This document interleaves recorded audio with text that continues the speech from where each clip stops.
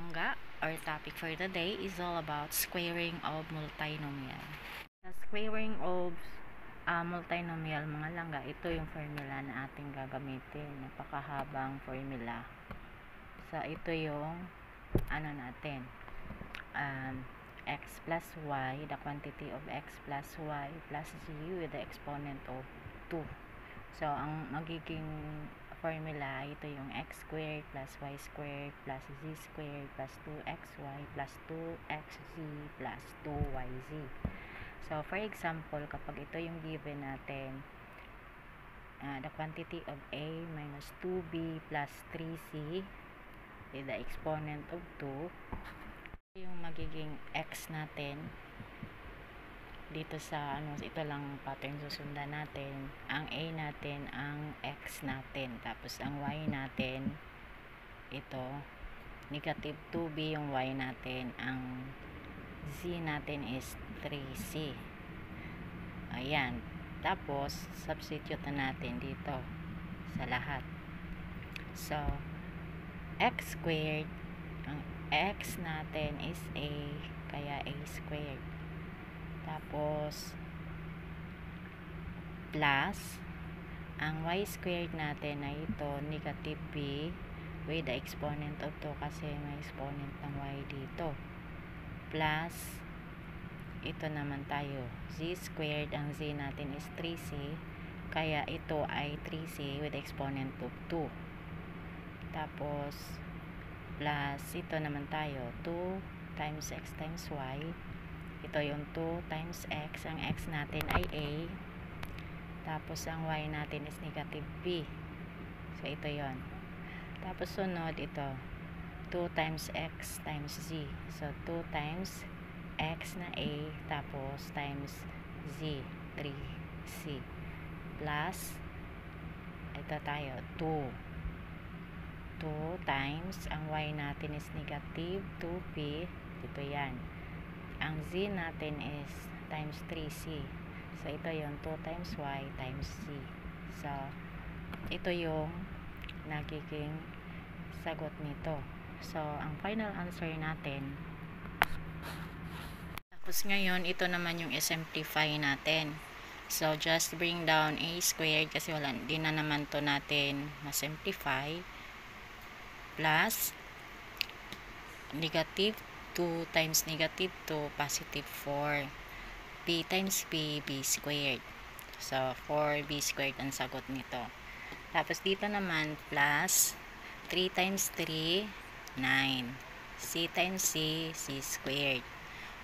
Tapos, dito tayo sa ito. So, unahin natin pag-multiply ang mga numbers.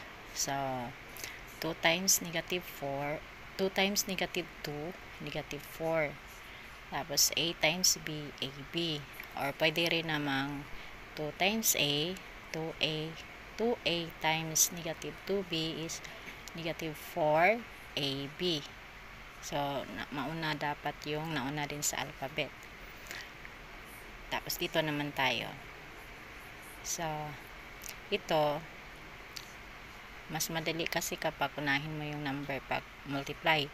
3 times 2, 6. A times c, ac. Or pwede ring 2 times a, 2a. 2a times 3c, 6ac. Tapos dito naman tayo. So, dito, multiply muna natin, unahin yung mga numerical numbers. Positive 2 times negative 2, negative 4. Negative 4 times 3, negative 12. b times c, bc. Or pwede rin gawin yung 2 times negative 2b is negative 4b. Negative 4b times 3c ay negative 12bc. So, this is our final answer. So, another example, if this is our given, the quantity of x plus 2y minus 4 with the exponent of 2. Ang x natin, dito sa formula, ang x natin ito pa rin. Tapos, yung y natin, 2y. ito yung y natin. Tapos yung z natin is negative 4. So, i-substitute na natin sa bawat variable dyan sa formula. So, x squared, ang x natin ay x pa rin, kaya x squared yan. Plus, yung y squared natin, ito yung y natin. 2y with exponent of 2 kasi may exponent yung y natin. Tapos, yung z natin ay negative 4. Tapos, may exponent na 2. Plus, yung 2 times x times y, yung 2 times x times y. X at saka y. Dito lang yan galing. So, ito naman tayo, plus 2 times x times z. So, dito naman tayo. 2, ang x natin ay x pa rin, times yung z natin is negative 4. Tapos, dito naman tayo sa pinaka last term. So, 2 times ang y natin is 2y, ang z natin is negative 4.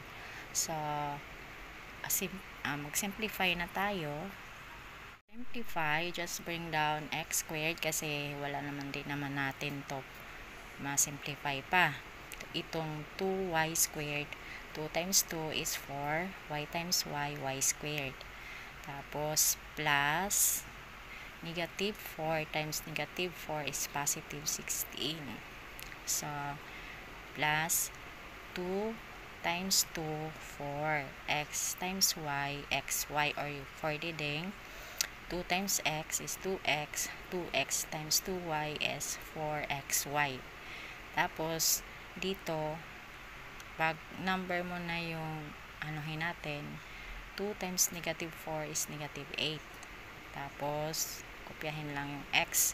Or pwede rin ganito yung gagawin nyo. Positive 2x times negative 4 is negative x. So, dito na tayo sa last term. So, kapag mas madali sa inyo yung unahin mo ng mga numbers, ganito yung gagawin. 2 times 2, 4. 4 times negative 4, negative 16. Tapos, kopyahin na lang yung y. Pwede rin namang isa-isahin natin. Pwede 2 times 2y is 4y. 4y times negative 4 is negative 16. So, this is our final answer. Hanggang dito na lamang ang ating tutorial. Thank you for watching. Bye!